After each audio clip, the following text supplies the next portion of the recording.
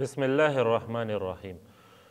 दोस्तों, एक सवाल है कि क्या अगर कोई नमाज में एक सूरत को शुरू करे और कुछ उनकी तिलावत करे लेकिन फिर दरमियान में छोड़ दे और उसके बाद वाली जो आखिर वाली जो आयतें हैं वो शुरू करे। मतलब ये कि वद्दुहा वल्लैलि इज़ा सजा ये पढ़ रहा है, उसकी तिलावत कर रहा है नमाज में, और फिर दरमियान में मा वद्दअका रब्बुका वमा क़ला ये छोड़ दे और उसके बाद वाली जो आयत है वलल आखिरतु खैरुल लका मिनल ऊला वलसौफा युअतीका रब्बुक, इस तरह से जाए, तो क्या उससे नमाज हो जाएगी या नहीं?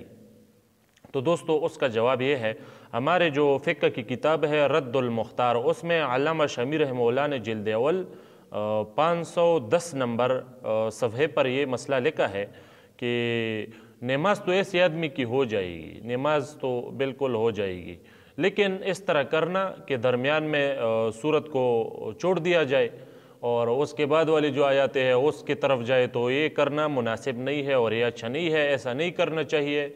सूरत को पूरा पढ़ना चाहिए। बहरहाल उसकी नमाज हो जाएगी।